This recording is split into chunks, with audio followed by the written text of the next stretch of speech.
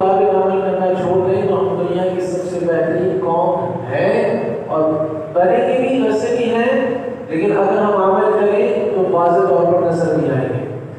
تو یہ پہلا معاملہ اللہ تعالیٰ نے بیان فرمایا۔ اب چلتے ہیں دوسرے حکم کی طرف، بڑی خوبصورت بات کی طرف میں لے کر جاؤں گا آج موضوع کو۔ تو آیت نمبر 183 میں فرمایا سورہ بقرہ کی، یا ایھا الذین آمنوا کتب علیکم الصیام کما کتب علی الذین من قبلکم لعلکم تتقون۔ یہاں روزے کی فضیلت اور روزے کے احکام و مسائل کو اللہ تعالیٰ نے تفصیل سے بیان فرمایا ہے۔ فرمایا روزہ اسلام کے بنیادی ارکان میں سے ایک اہم رکن ہے۔ یہ ایسی عبادت ہے جو تمام شرائع سابقہ میں بھی مشہور رہی ہے۔ یعنی روزہ یہ نہیں ہے کہ آپ کہتے ہیں کہ بھائی ہماری امت کے لیے یہ فرض کیا گیا ہے، نا اس سے پہلے کی جو امتیں تھیں ان پر بھی روزہ رکھنا لازم تھا، اللہ تعالیٰ نے ان کے لیے بھی روزے کو رکھا تھا۔ صرف امتی محمدیہ کے ساتھ اس کا تعلق نہیں ہے۔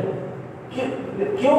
کیونکہ اللہ تبارک و تعالیٰ کو بندے کا صبح صادق سے لے کر غروب آفتاب تک کھانے پینے اور جماع سے رکنا اس قدر پسند ہے کہ اللہ تعالیٰ نے اس اوقات میں بندے کو سب سے زیادہ پسند کیا ہے۔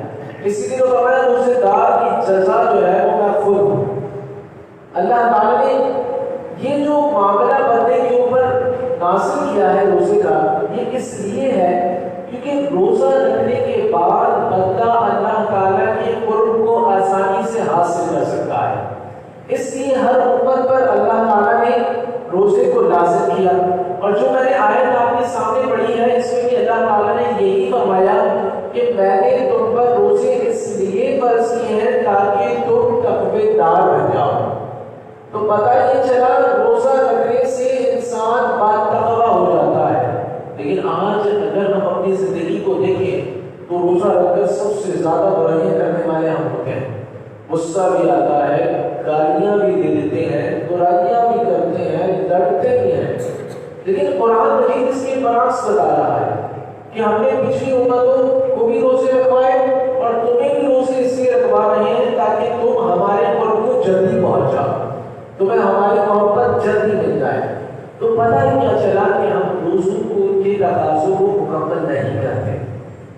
آج ہمارے روزے کیسے گزارے جاتے ہیں؟ رات بھر ہم دیر تک جاگتے ہیں، اس لیے نہیں کہ ہم کسی محفلوں میں بیٹھتے ہیں، بلکہ اس لیے تاکہ روزے میں آرام سے سو سکیں، صرف کام کے ٹائم پر اٹھیں اور سیدھا کام پر جائیں اور واپس آ کر جو ہے روزہ افطار کریں۔ یہ ہمارا طریقہ ہے۔ تو اللہ تبارک و تعالیٰ نے ہمارے دل و دماغ سے روزے کی حلاوتوں کو نکال دیا، اس کے فوائد ہمارے اندر سے ختم کر دیے۔ تو یاد رکھیں کہ جو 30 دن ہے، اس 30 دن کو اللہ تعالیٰ نے اپنے قرب کی طرف بندے کو کھینچنے کے لیے روزے کی فرضیت اللہ تعالیٰ نے ان 30 دنوں میں نازل فرمائی ہے کہ بندہ ان 30 دنوں کے اندر روزہ رکھے اور اپنے رب کو پائے۔ تو اللہ تبارک و تعالیٰ اس انداز میں ہمیں روزے رکھنے کی توفیق عطا فرمائے۔ آگے چلتے ہیں تو ان آیات کے اندر جو میں نے آیت پڑھی ہے، اس آیت کے کئی آیتیں، اس کے بعد کی کئی آیتیں اللہ تعالیٰ مسافر کا حکم بیان فرما رہا ہے، مریض کا حکم بیان فرما رہا ہے، کئی احکامات اللہ تعالیٰ نے بیان فرمائے رمضان کے متعلق۔ اب جب یہ احکامات اللہ تعالیٰ نے نازل فرما دیے تو اس کے بعد بڑی خوبصورت بات کی، یہ میرے اور آپ کے دل کو ٹھنڈا کرنے کے لیے ہے۔ ذرا غور سے سماعت کیجیے گا۔ آیت نمبر 186 کے اندر اللہ تعالیٰ نے فرمایا وَإِذَا سَأَلَكَ عِبَادِي عَنِّي فَإِنِّي قَرِيبٌ أُجِيبُ دَعْوَةَ الدَّاعِ إِذَا دَعَانِي فَلْيَسْتَجِيبُوا لِي وَلْيُؤْمِنُوا بِي، فرمایا لَعَلَّهُمْ يَرْشُدُونَ۔ آگے یہ بھی فرمایا۔ اس آیت مبارک کے اندر اللہ تعالیٰ کیا فرما رہا ہے؟ اللہ تعالیٰ بندوں پر مہربانی فرما رہا ہے کہ اے میرے بندو، اگر تم میری عبادات میں کہیں مشکلات میں پھنس جاؤ تو فرمایا فَإِنِّي قَرِيبٌ، میں تمہارے بہت زیادہ قریب ہوں۔ بعض دفعہ ایسا ہوتا ہے کہ انسان جب عبادتیں زیادہ کرتا ہے، روزے رکھتا ہے تو تکلیفات کے اندر آ جاتا ہے، تو اللہ تعالیٰ نے فرمایا کہ میں تمہارے بہت زیادہ قریب ہوں۔ بس جیسے ہی تم میری عبادت میں مشقت میں پڑو تو فرمایا میری بارگاہ میں ہاتھ اٹھا دینا، میں تمہاری ہر خواہش کو پورا کر دوں گا۔ یہ ہے عبادت۔ آج ہم عبادات کرتے ہیں تو ہمارا مقصد ہی کچھ اور ہوتا ہے، ہم عبادت کے اندر صحیح طریقے سے ملوث ہوتے ہی نہیں ہیں، ہم عبادت کو صحیح طریقے سے اس انداز میں بناتے ہی نہیں ہے کہ ہم اللہ کے قرب کو حاصل کر سکیں۔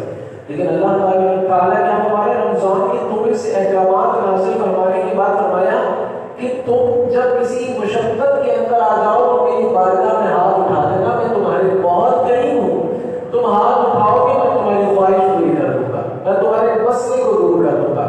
اسی لیے علماء کرام نے فرمایا کہ رمضان المبارک میں بندہ مشقت میں کب آتا ہے؟ جب روزہ کھلنے کے قریب ہوتا ہے تو کئی زیادہ مشقت میں آ جاتا ہے، اس کا حلق سوکھ چکا ہوتا ہے، اس کی زبان جو ہے صحیح طریقے سے چل نہیں پاتی، تو اس لیے فرمایا وہ مشقت کا وقت ہوتا ہے، ہاتھ اٹھا کر جو دعا مانگے گا رب اسے ضرور پورا کرے گا۔ لہٰذا افطار کے وقت قریب ہمیں چاہیے کہ ہم اللہ تعالیٰ سے اپنی تمام جائز خواہشات کو مانگ لیا کریں۔ اللہ تعالیٰ ہر دعا کو قبول کرتا ہے، لیکن ہوتا کیا ہے، ہم اس وقت جو ہے ہمیں دیکھ کر گزارا کریں، یہ بھی پتا ہے، یہ بھی بنا ہے۔ دیکھیے اللہ تعالیٰ اس وقت ہماری ہر خواہش کو پوری کرے گا اگر ہم ہاتھ اٹھائیں، وہ وقت ہی ایسا ہے، وہ مشقت کا وقت ہوتا ہے۔ تو اللہ تعالیٰ ہمیں اپنی عبادتیں خوبصورت انداز میں کرنے کی توفیق عطا فرمائے، اور جب ان عبادتوں میں ہم تھوڑی سی تکلیف میں پڑیں تو اپنے رب کو یاد کر کے اس کی قربت کی طرف بھی اللہ تعالیٰ ہمیں پڑھنے کی توفیق عطا فرمائے۔ آگے چلتے ہیں تو جہاد اور قتال کے حوالے سے اللہ تعالیٰ 190 کے اندر فرما رہا ہے، فرمایا وقاتلوا فی سبیل اللہ الذین یقاتلونکم ولا تعتدوا ان اللہ لا یحب المعتدین۔ یہاں پر جہاد کا مسئلہ بیان فرمایا جہاد فرض ہے اور اس کا مقصد اعلاء کلمت اللہ ہے۔ جہاد قیامت تک کے لیے جاری و ساری رہے گا۔ آج جو لوگ کہتے ہیں نا جہاد سے مسئلہ حل نہیں کرو، ختم کرو، محبت کی بات کرو، ملنے جلنے کی بات کرو، بھی کفر کے ساتھ جہاد قیامت تک جاری رہے گا۔ اللہ تعالیٰ نے آیت بیان فرمائی ہے، آج آپ کا آدھا اسلام یعنی آدھی اسلامی ممالک لڑتے ہوئے زندگی گزار رہے ہیں۔ آج ہمارے درمیان کشمیر کا مسئلہ وہیں کا وہیں کھڑا ہے۔ آج برسوں سے آج تک یعنی کہ جب سے انبیاء علیہ السلام تشریف فرما ہو کر گئے ہیں اس وقت سے لے کر فلسطین کا مسئلہ آج تک وہیں کا وہیں کھڑا ہے۔ اتنا بڑا ہوتے ہوئے فلسطین آج چھوٹے سے ٹکڑے میں رہ چکا ہے، لیکن جہاد کو آج بھی کر رہے ہیں۔ لہٰذا اللہ تعالیٰ نے اس آیت کریمہ میں بھی یہی فرمایا ہے کہ جہاد جو ہے وہ قیامت تک جاری و ساری رہے گا۔ شریعت کی اصطلاح میں جہاد کہتے کسے ہیں تو فرمایا قتال فی سبیل اللہ، اللہ کی راہ میں جہاد کرنا، لڑنا، اسے جہاد کہتے ہیں۔ جو شخص اللہ کی راہ میں اللہ کے لیے لڑتا ہے اسے کیا کہتے ہیں؟ جہاد کہتے ہیں۔ اور اللہ تعالیٰ نے مجاہدین کو دیگر تمام اعمال کرنے والوں پر فضیلت بھی عطا فرمائی ہے۔ جب ایک شخص اللہ کی بارگاہ میں اللہ کے لیے لڑتا ہے تو تمام دنیا کی جتنی عبادتیں ہیں وہ ان سب میں سب سے زیادہ افضل ترین کہلاتا ہے۔ تو جہاد اتنا افضل ترین جو ہے معاملہ ہے کہ جبھی تو کہا گیا کہ جب جہاد کرتے کرتے بندے کو جب شہادت نصیب ہوتی ہے تو وہ شہادت کے وقت دیکھتا ہے تو اپنے رب کو دیکھ لیتا ہے۔ کیوں؟ کیونکہ دنیا کی تمام عبادتوں کا ثواب کو حاصل کر چکا ہوتا ہے، اب رہ کیا گیا؟ رب کا دیدار وہ بھی اللہ تعالیٰ اسے دنیا میں ہی عطا فرما دیتا ہے، وہ دیدار کرتا رہتا ہے اور اپنے رب کی بارگاہ میں پہنچ جاتا ہے۔ تو اللہ تعالیٰ یہ باتیں بھی ہمیں سمجھنے کی توفیق عطا فرمائے۔ آگے چلتے ہیں تو اللہ تعالیٰ نے مرتد کی سزا بیان کی ہے۔ مرتد کون ہے؟ جس کے آج دنیا میں ہم دیکھ رہے ہیں کہ سوشل میڈیا کا دور ہے، لوگ مزے سے اسلام کو چھوڑنے کے لیے تیار ہوتے جا رہے ہیں۔ تو مرتد کون کہلاتے ہیں؟ مرتد وہ شخص کہلاتا ہے جو اسلام میں تھا لیکن بعد میں اس نے اسلام کو چھوڑ دیا۔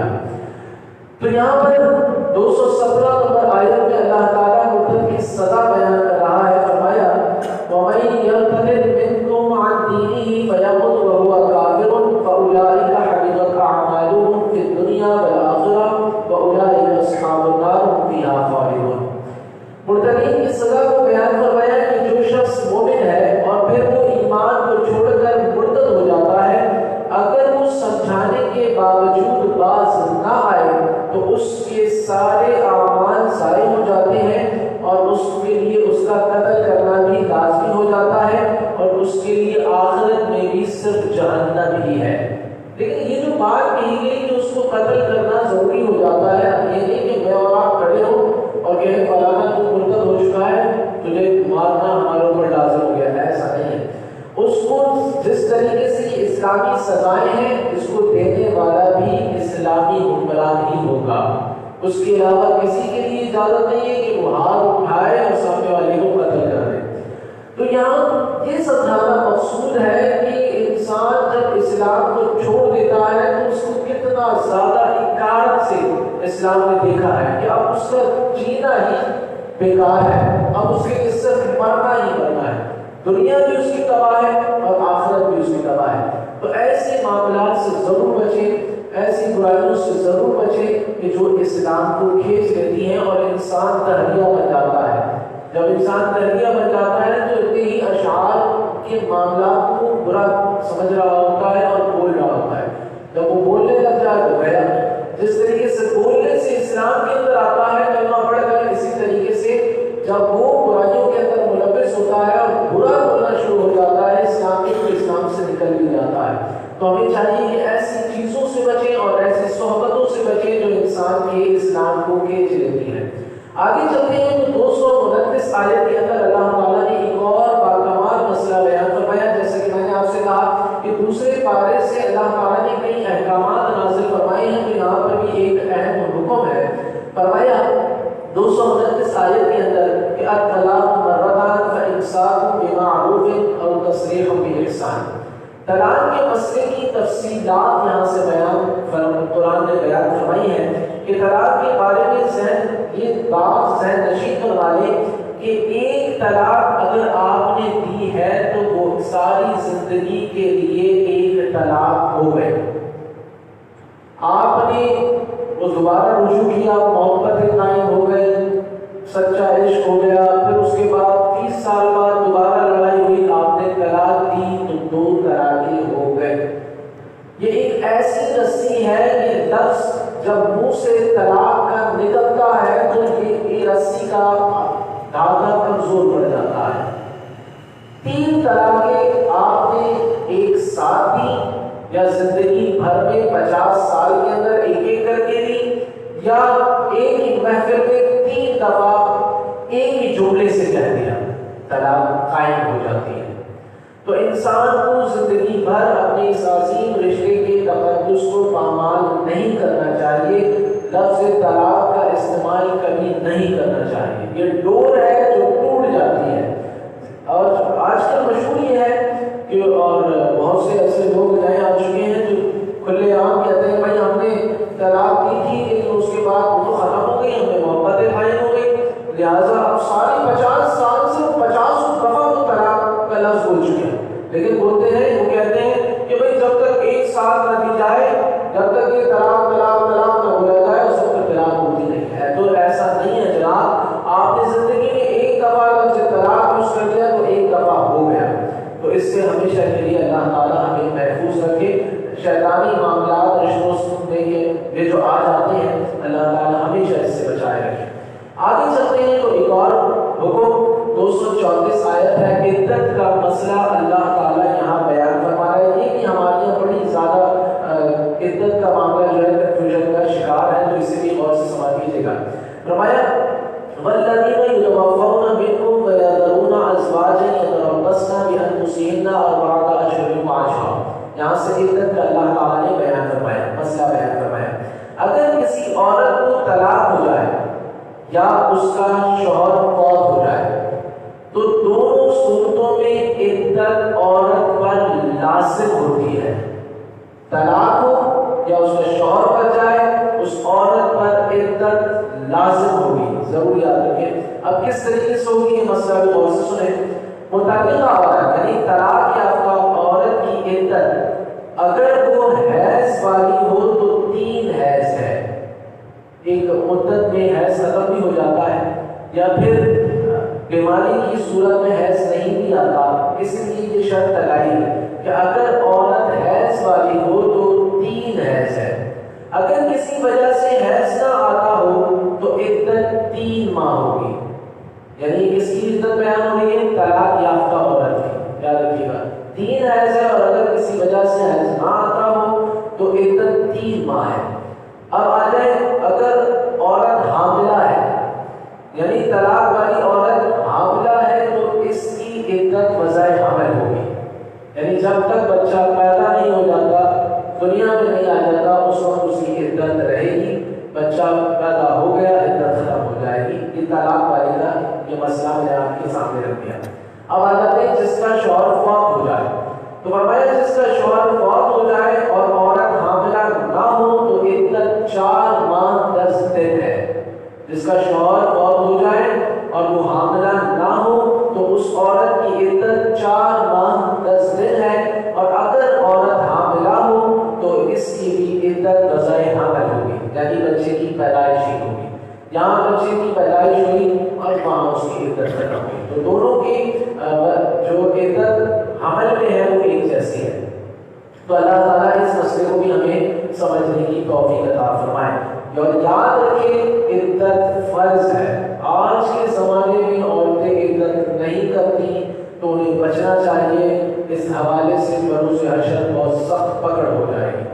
آگے چلتے ہیں تو اللہ تعالیٰ نے سورہ 249 میں حضرت طالوت علیہ السلام کا ذکر بیان فرمایا ہے۔ فرمایا فلما فصل طالوت بالجنود، اس یہاں پر ایک معرکے کا ذکر کیا جا رہا ہے اور امت مسلمہ کو بہترین سبق دیا جا رہا ہے۔ اس بارے کے آخر میں حق کے نمائندے حضرت طالوت اور باطل کا نمائندہ جالوت، ان دونوں حضرات کا واقعہ بیان فرمایا گیا ہے کہ جالوت کے پاس طاقت بھی تھی اور کثرت تعداد بھی تھی، منظم فوج بھی تھی، اور حضرت طالوت کے پاس طاقت بھی کم تھی، فوج بھی کم تھی۔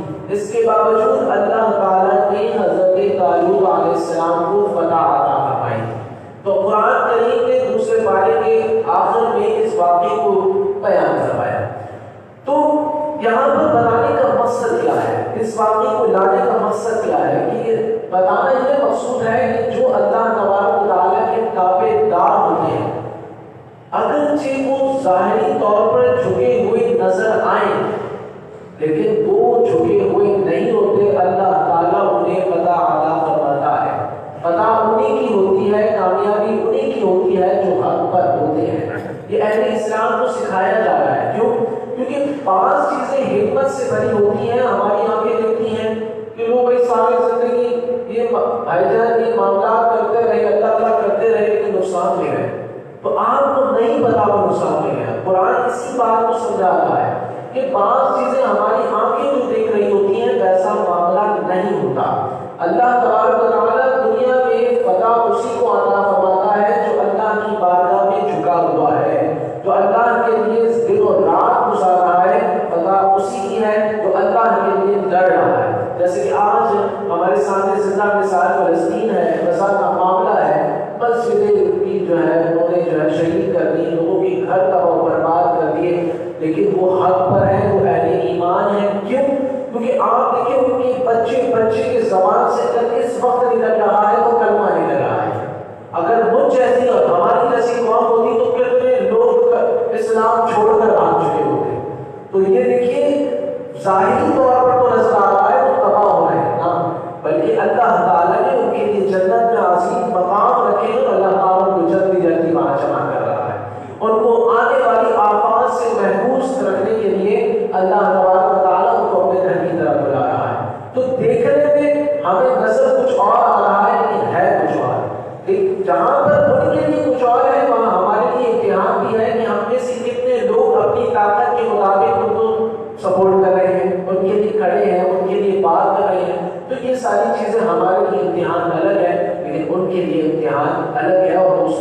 ہوتے جا رہے ہیں. تو یہی بات اس بارے کے آخر میں ہمیں سمجھائیں گے.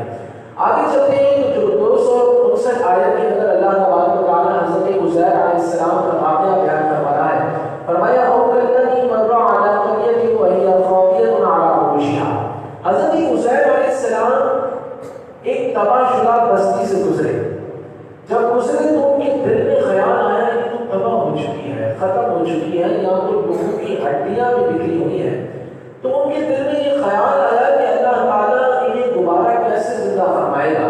یہ کہنا تھا کہ اللہ تعالیٰ نے 100 سال کے لیے حضرت عزیر علیہ السلام پر موت تعین کروا دی. 100 سال کے بعد آپ کو دوبارہ اٹھایا, زندہ کیا, اور جس سے آپ نے سجدہ شکر ادا کیا اور آپ کو یقین ہو گیا کہ اللہ تبارک و تعالیٰ دوبارہ زندہ کرنے پر قادر ہے. تو یاد رکھیں کہ واقعہ اس لیے ذکر کیا گیا کہ ہم نے اپنی موت کو یاد رکھنا ہے اور اس بات کو یاد رکھنا ہے کہ موت کے بعد اللہ تعالیٰ دوبارہ زندہ کرے گا. کیوں؟ کیونکہ اس واقعے کو لانے کا مقصد یہ ہے کہ لوگ آج اپنی موت کو بھول چکے ہیں. جو شخص اپنی موت کو بھول جاتا ہے تو وہ اپنے معاملات میں بکھر جاتا ہے. اچھا یہ بھی بات یاد رکھیے, جتنا زیادہ آپ اپنی موت کو یاد رکھیں گے اتنی زیادہ آپ سیدھے راستے پر چلیں گے, اور جیسے ہی آپ اپنی موت کو بھول جائیں گے اسی طرح آپ دنیا کے اندر ملوث ہو جائیں گے. آپ ابھی سے اپنی موت کو یاد کریں, آپ اپنی زندگی میں خود بہتری پائیں گے. تو ہمیں چاہیے کہ ہم اپنی موت کو یاد رکھیں تاکہ اللہ تبارک و تعالیٰ ہمارے معاملات میں آسانی فرمائے. اور آج کی آخری آیت کی طرف چلتے ہیں جو کہ کمال سبق دے رہی ہے. سورہ آل عمران کو بھی سمجھ لیتے ہیں کیونکہ اسی لیے آیت مبارک ہے. سورہ آل عمران, آل کہتے ہیں اولاد کو اور عمران ایک شخص کا نام ہے. آل عمران کے معنی عمران کی اولاد ہے. اس صورت میں چونکہ اولاد عمران کا تفصیل سے ذکر آیا ہے اسی لیے اس صورت کا نام آل عمران پڑ گیا ہے. اسی صورت کی 7ویں آیت, اس میں اللہ تبارک و تعالیٰ نے فرمایا والذی انزل علیک الکتاب منہ آیات محکمات ہن ام الکتاب واخر متشابہات. فرمایا اس آیت مبارک کے اندر کہ عیسائیوں کا ایک وفد جو ہے حضور نبی کریم صلی اللہ علیہ وسلم کی خدمت میں حاضر ہوا. یہ بہت قیمتی بات میں آپ تک پہنچا رہا ہوں کہ وہ وفد کیوں حاضر ہوا. حضور نبی کریم صلی اللہ علیہ وسلم سے انہوں نے مناظرہ کرنا تھا. نبی کریم صلی اللہ علیہ وسلم کے پاس وہ نجران کے عیسائی 60 افراد کا وفد لے کر حاضر ہوئے. انہوں نے نبی کریم صلی اللہ علیہ وسلم سے مکالمہ کیا کہ حضرت عیسیٰ علیہ السلام الہ ہونے میں اللہ تعالیٰ کے ساتھ شریک ہیں. انہوں نے کہا حضرت عیسیٰ علیہ السلام ہمارے خدا ہیں, اللہ تعالیٰ کے ساتھ شریک ہیں. اور اس بات میں انہوں نے اپنے الفاظ اور اپنی خطابت سب کچھ لے کر آئے. تو نبی کریم صلی اللہ علیہ وسلم کیونکہ ان کی جہالت تھی اور اپنی جہالت کی وجہ سے وہ قرآن کریم کے ان الفاظوں کا بھی استعمال کرتے تھے کہ قرآن مجید میں اللہ تعالیٰ نے حضرت عیسیٰ علیہ السلام کو کلمۃ اللہ کہا ہے. تو جب اور روح اللہ کا لفظ فرمایا ہے تو وہ آپ مناظرہ کر رہے تھے. تو عیسائیوں کو ناز تھا کہ اب تو ہم ہی جیتیں گے کیونکہ قرآن مجید میں بھی ہمارے لیے آیت آ چکی ہے. تو انہوں نے مناظرہ شروع کیا.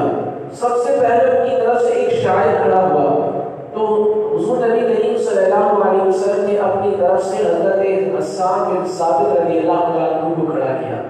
مناظرہ ہوا شاعری کا تو حضرت حسان بن ثابت رضی اللہ عنہ اس مناظرے میں سبقت لے گئے.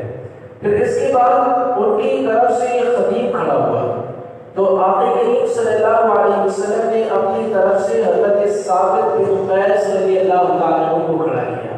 تو خلافت میں بھی حضرت ثابت بن قیس رضی اللہ تعالیٰ عنہ فتح حاصل کر, پھر آپ نے فتح حاصل کی.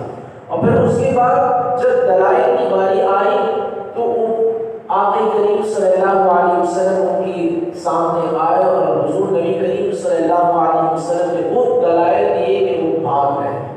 اچھا اس آیت میں اللہ تبارک و تعالیٰ ہمیں کیا سمجھ دیا کہ دنیا میں جو شخص آیا ہے اس نے جتنا سیکھا ہے, جب اسلام کو اس کی ضرورت پڑے گی وہ آگے آگے پیش ہوگا. یعنی آج اگر آپ دنیا میں مہارت معاملے میں مہارت رکھتے ہیں تو آپ اپنی مہارت سے اگر اسلام کو فائدہ نہیں پہنچا رہے تو آپ ناکام ہے۔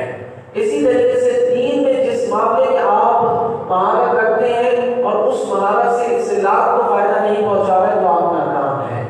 آج ہم جتنے بھی قدم چل رہے ہیں، جیسے بھی قدم چل رہے ہیں، جتنا زیادہ ہم نے دنیا میں جس چیز کو حاصل کیا ہے، اگر اس کے ذریعے ہماری طرف سے اسلام کو فائدہ نہیں پہنچا تو ہم ناکام ہیں۔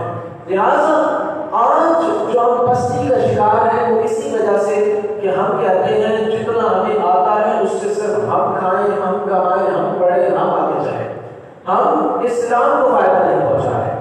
جب تک ہم اسلام کو فائدہ نہیں پہنچائیں گے کہ باطل قوت اسلام کو نقصان پہنچاتی چلی جائے گی، اور یاد رکھیں اس کے ذمہ دار میں اور آپ ہی ہیں۔